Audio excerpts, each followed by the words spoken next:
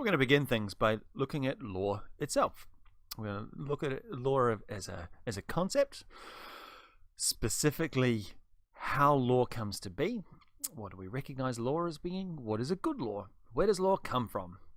We're going to, as part of that, look at the role of the sovereign and how law itself flows from this idea of sovereignty.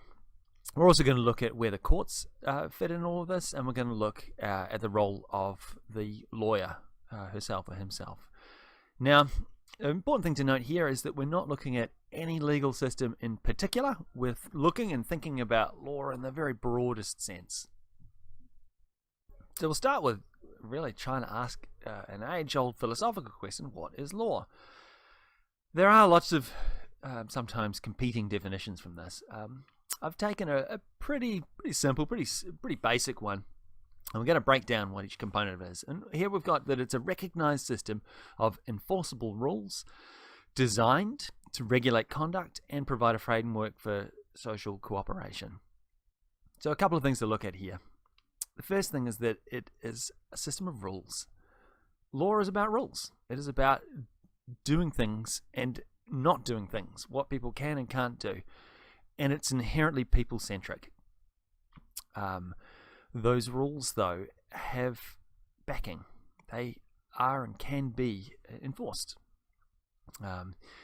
It's a design system. It's not something that's sprung into being naturally. It's something that human beings have come up with. The regulating of conduct is done, I guess, with a carrot and a stick. The carrot is having a well-organized and decent society, and the stick is really the sanctions that flow from the power of the sovereign. And this framework for social cooperation is really, in theory, we could have a state of nature where we have no rules, no laws whatsoever.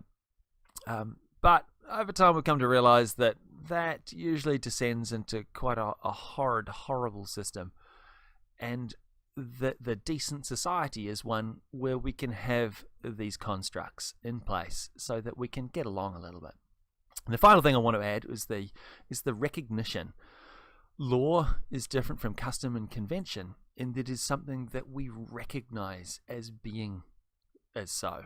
So we recognize that laws are different and distinct from other types of rules or customs. Now again, it's a little bit of a nebulous question to try and really nail down what a good law is. But if I had to throw up a few ideas that have come largely from philosophers, and that is this idea of uniformity, one law for all. The law is to be applied evenly across society. Law is also certain, in that we value this idea that we can rely on certain things when we go out into the world and when we do things and we interact with other people. This idea of having this mutual understanding of what the law is something that over time we've recognized to be a really important basis for having a decent society. However, from time to time, it does need to be flexible, and that it sometimes does need to take into account both gaps, things that fall between areas of the law, sometimes that require judges and government officials to sort of step in, and the idea that the universal application doesn't necessarily work in all situations and circumstances. The law has to be fair. Why is that? Well, if the law was universally recognized as being unfair, in theory, we would all just revolt. We would have a revolution, change the government, and then create a new system in which at least the bulk of the population admits that the bulk of the laws are fair. Finally, an aspect of law, really in the more contemporary sense, in the last couple of hundred years, people have started to recognize that law needs to be accessible. In other words, a person, a citizen, needs to be able to go out and find out what the law is. In order to go out in the world and do things, you have to know ahead of time what the law is, and it has to be able to be accessed And again, this is something that in the last 20 years or so, the idea of having open databases where citizens can grab case law and legislation and interpret what the law is for themselves. Going back a few hundred years before that, the idea of codification, the works of Jeremy Bentham, where we would take all of the quite complex common law rules, put them all into a document that we would call a code, so a citizen can just go to the code and read it to determine what the law is. That's a very important component of law, good law. There have been many people, philosophers, who have written about the underlying nature and structure and purpose of law.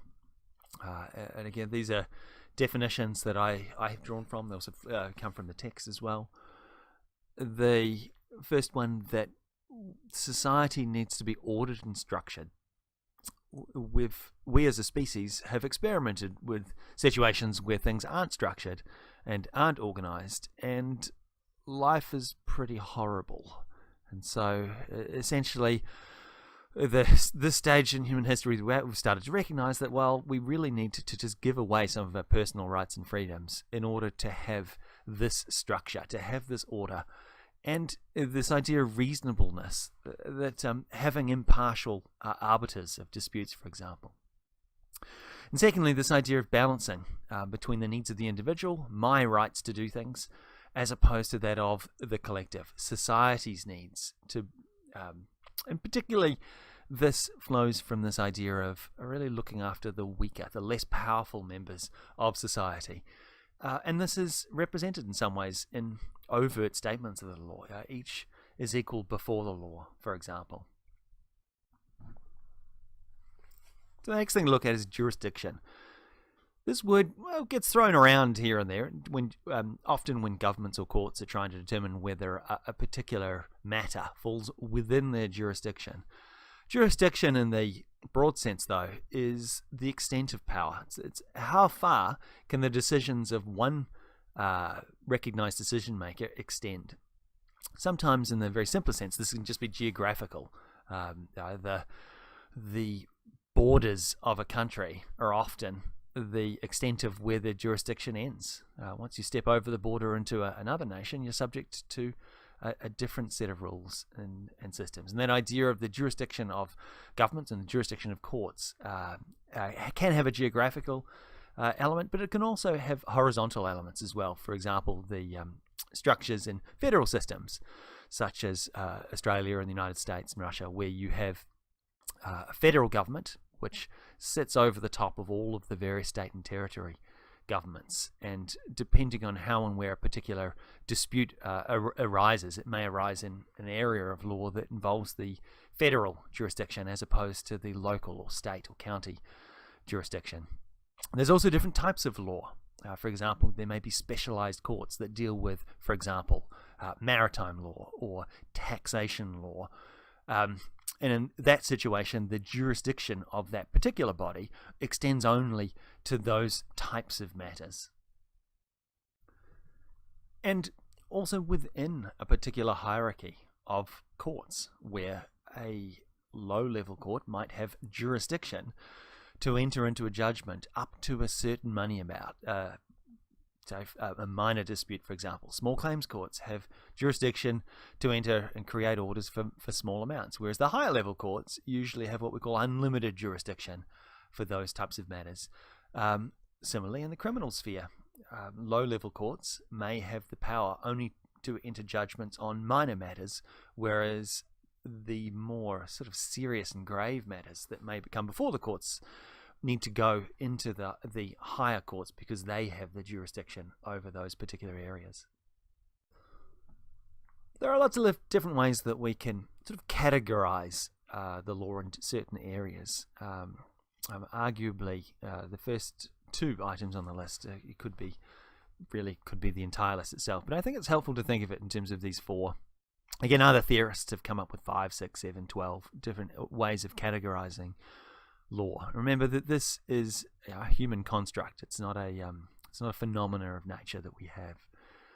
So within domestic law, in other words, within a particular nation, the important distinction that we really need to get our heads around here is this idea of criminal matters as opposed to civil. Criminal matters are things that are done by the state. By the state, I mean the government. The government of a nation, the sovereign, is offended by the wrongdoing of citizens. It's really important to note that it's really irrelevant whether or not a particular citizen is hurting others, causing harm to others. It's all about the relationship between the citizen doing something wrong and the sovereign, the state, or then either the nation or the sort of lower level jurisdiction, state or territory, taking action against that person to punish her or him, to prevent harm to others, and sometimes to really send a message to other people to sort of deter others from committing particular actions. So we think about the really basic, straightforward crimes. Murder. Murder is a crime. That's the area of law that falls under. There is always a victim in murder. It is the deceased. And it's a case of there, though, it's not about the victim or the victim's family seeking some form of compensation. It's about the state taking action against the wrongdoer. We can contrast that with the civil sphere. The civil sphere is about the rights of citizens. It is about the relationship that citizens have with each other. And so, for example, if a person were to punch another, the state would want to sanction a person for punching. Assault is a criminal offence. However, there is still a right to sue to seek some form of compensation in the civil sphere. We call that area tort and tort law. Another very important area in the civil sphere is individual bargaining, contract law, the creating of enforceable agreements between two or more parties. And so really that's the key part. It's one citizen bringing action against another. That's the key part, to enforce some sort of rights, usually to seek some form of remedy. And this can be contrasted with the final two.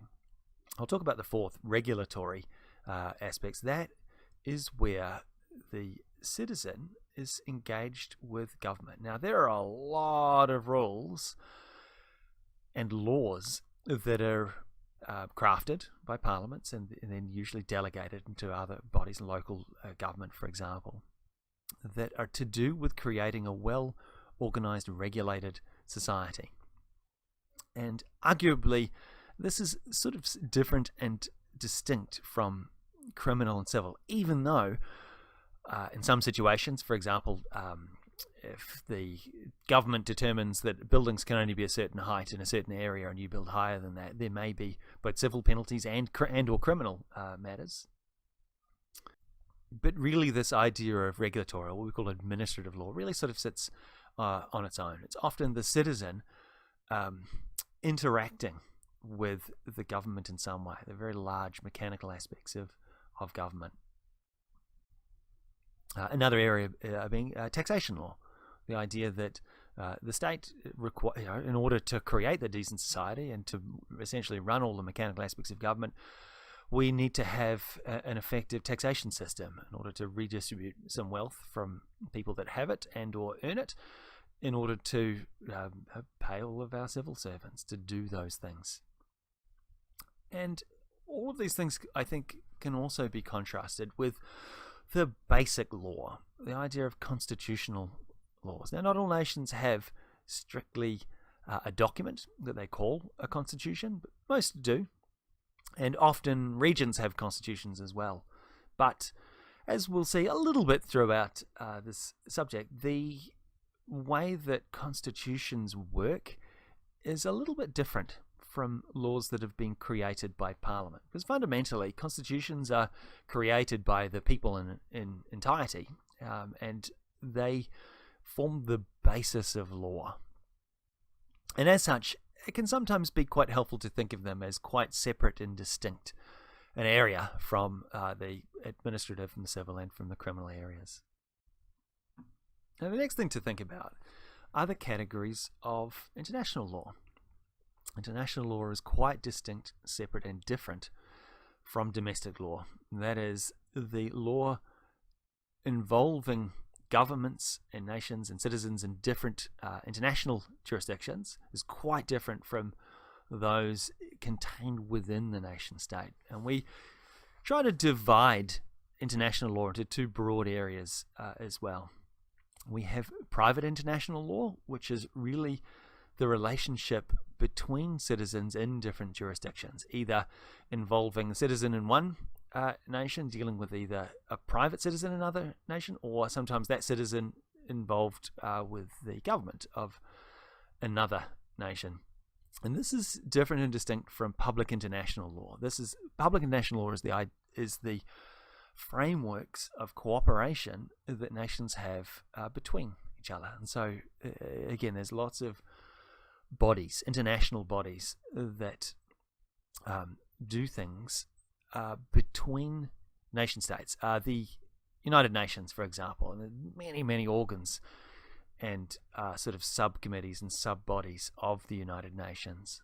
There are also other international law bodies. Some of them are public, for example, the Commonwealth of Nations, the former British Empire nations. There's also the OPEC, the oil producing and exporting countries. These are bodies that are made up, that are constituted of governments.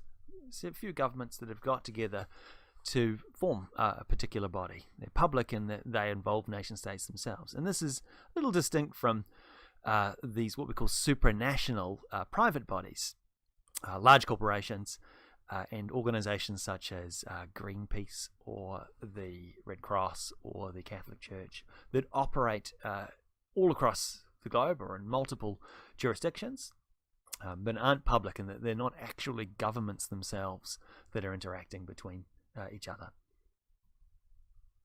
The next thing we're going to look at are what we call legal families. Now, most countries have what's called a civil system. What that means is that the laws, all of the laws, are written out in codes. So they're basically put into essentially what we would call legislation, and that is where the law derives from. There are usually lots of little government bodies which go and make what we call delegated rules and laws about small areas, and there are lots of administrative bodies that organize disputes for things. Now, that's not a universal truth on that. I mean, the fundamental distinction, though, is that the law is codified, and most importantly, judges don't make law. Judges do not form the body of a source of law in those jurisdictions. Most countries are like that. However, the United Kingdom, the United States, and many of the former British empires, so the Commonwealth nations, have what's called a common law system.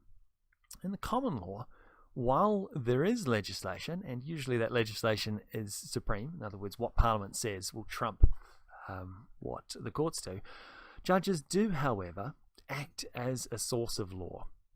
In other words, when a decision is made, judges are bound to follow that decision based on a similar set of facts.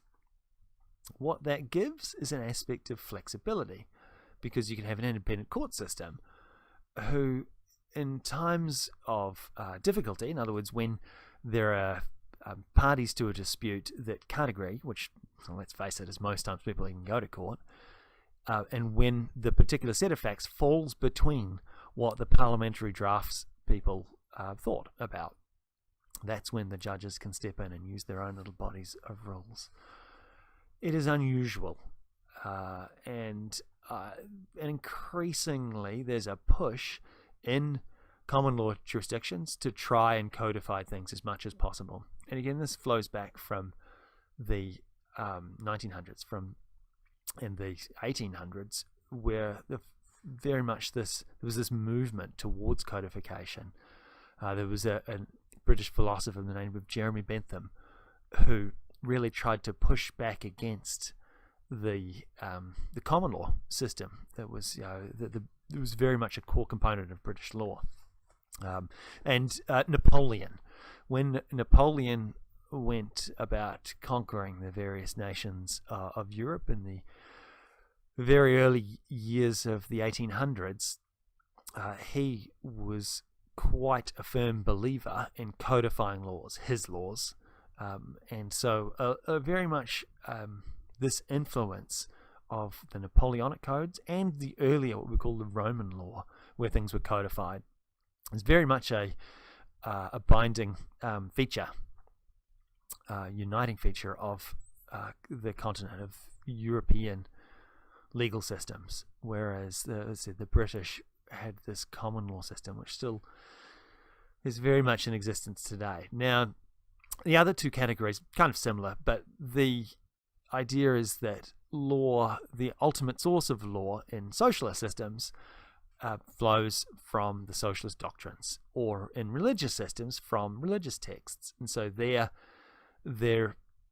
while there is this strong aspect of codification as well, ultimately the law is responsive to this sort of higher level doctrine, either one of socialist philosophy or of a particular religion, such as Sharia law in the Islamic states. Now, sovereignty is really what we call the ultimate power. Sovereignty in an area is undivided. It's the idea of the sovereign over the nation is the supreme authority. There is no higher level body, and really that's the core part of what it is to be a sovereign nation. And we also use the term to describe the in Australia we would call the Crown, the supreme authority within that area. It is essentially the source of all domestic law across a particular place. The key part here is that there's no higher power. Now, I mean, you might sort of come up with a counter argument to that there are these supranational bodies, things such as the United Nations and the International Criminal Courts, for example. However, fundamentally, these international bodies still do respect this idea that the nation state as a sovereign entity is the highest form of government. They are inherently capable of restraining themselves by saying, for example, we agree to the rules of the World Trade Organization or the ICJ or other aspects of the United Nations. They voluntarily choose to be bound and essentially reduce their own sovereignty in deference to these other entities. But the key part of sovereignty is that, well, if you don't want to, then you can just opt out.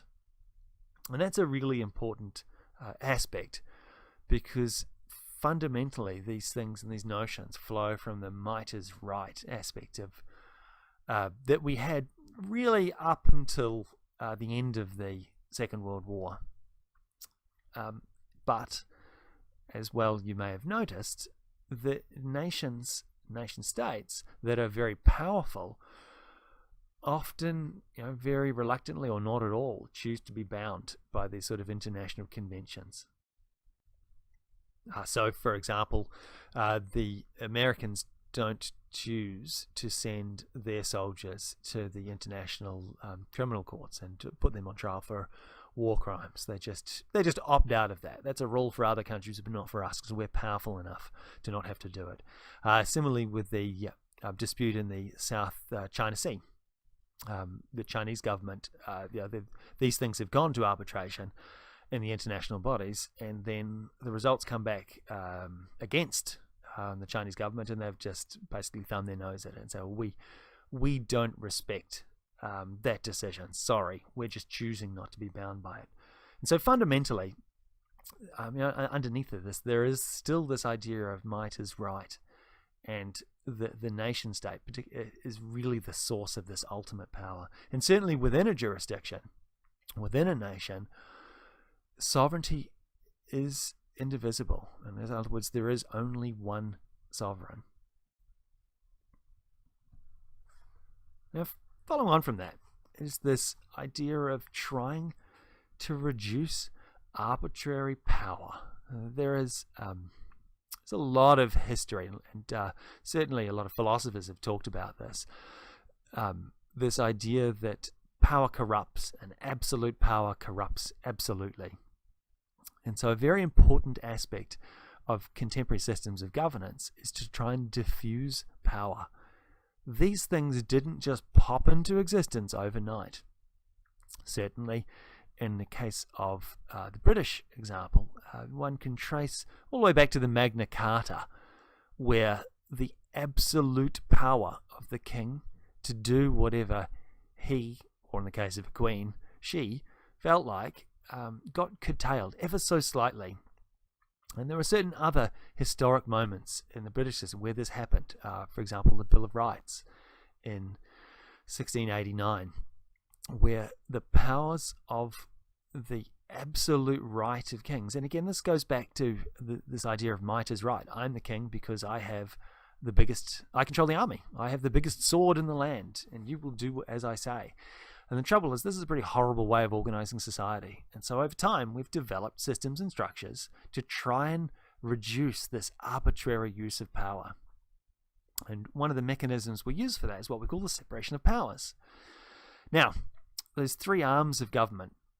We have the courts, we have Parliament, and we have the executive arms. And they do three quite different functions in relation to law.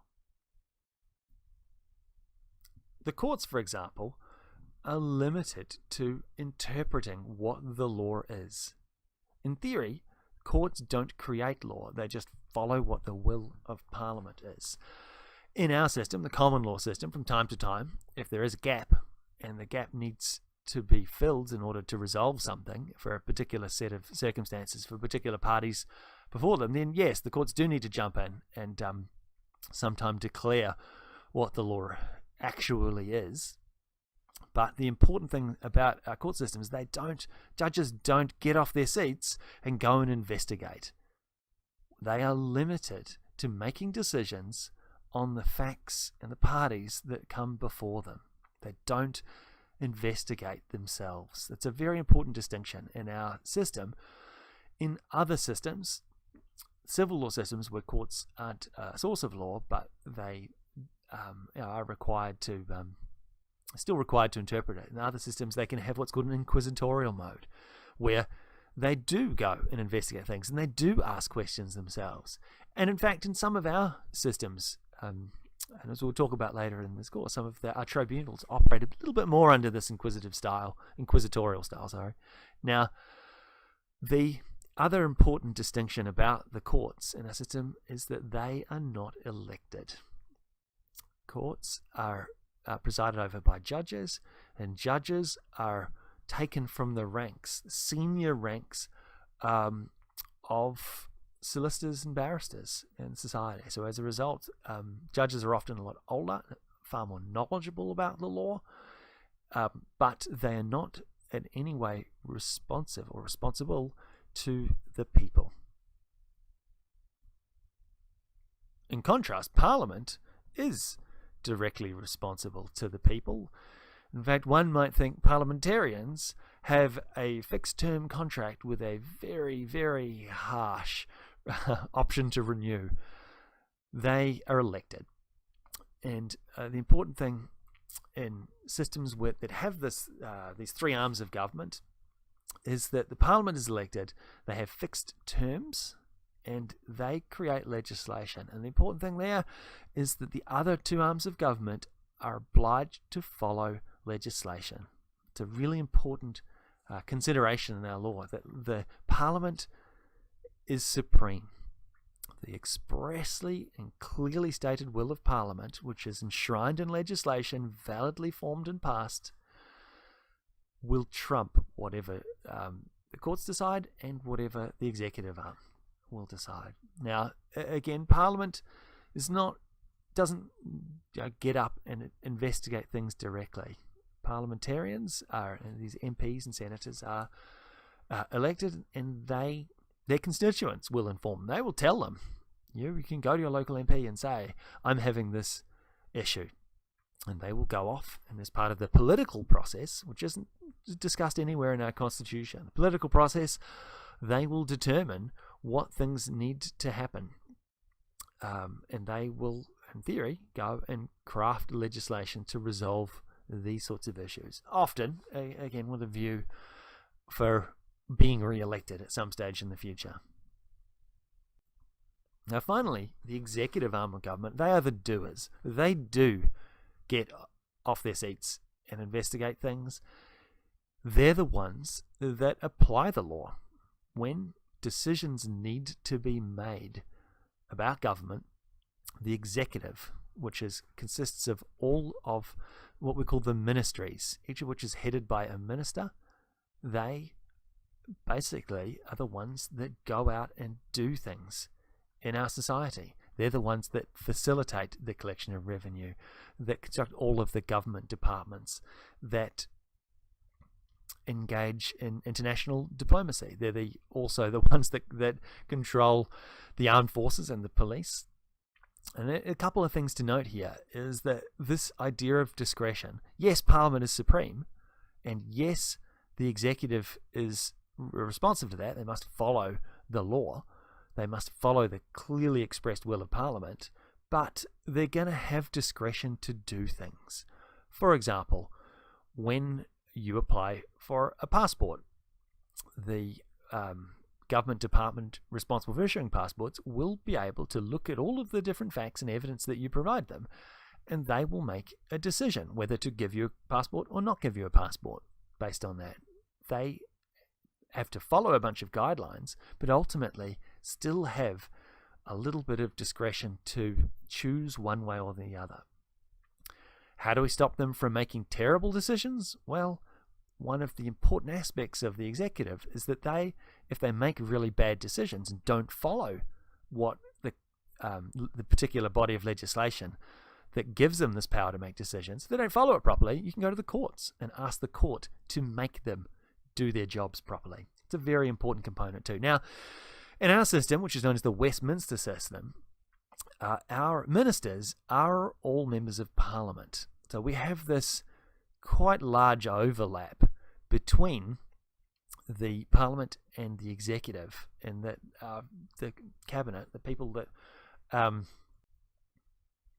form the MPs and senators that form the core part of government, they are the ones that ultimately end up heading each of the ministries. And arguably, while they're not appointed directly, we don't vote, for example, who is going to be our finance minister, who is going to be our prime minister. We vote for political parties, usually who state ahead of time who their preferred person for being the prime minister or the attorney general, for example, are. So the final thing I want to look at is the role of the lawyer. Lawyers actually provide a pretty important role in civil society, largely because the law itself and dealing with the courts and the other arms of government can be complex. We have a lot of laws, and because we've got a system of common law where a lot of the rules are made by judges, and you have to go through cases and read cases and interpret and understand those and know where they sit in terms of the doctrine of precedent. It requires a huge amount of training to actually be able to comprehensively understand any given area. And so when dealing with the law and the legal system, we rely most of the time on lawyers, on solicitors and barristers to actually provide advice and to assist in drafting documents for us. They are also involved often in negotiating and mediating between parties, largely because when going into mediation, usually as it is the result of business practice where we have disputes with other parties we're dealing with, it's helpful to have people with you with structured legal backgrounds in order to be able to put together a final document. It's also helpful to know where you sit in terms of how strong your hand is when doing negotiations and how strong or weak your opponent's hand is, and also to know at the end of it how and where the rights of each of the parties are going to sit. And finally, barristers classically act as advocates in the courts themselves. Again, legal practitioners in Australia, in some jurisdictions, form two types, where you have we call them solicitors, for those that help with drafting of documents and providing advice, and barristers, those who provide advocacy, particularly in terms of going before a judge. Other jurisdictions, these two roles are combined in that the lawyer, or the attorney in some places it's known as, will undertake and perform both roles. So hopefully this was a helpful set of slides to really give you get your head around the basics, the very basic components of what law is, what our legal system is, and how some of these parts fit together.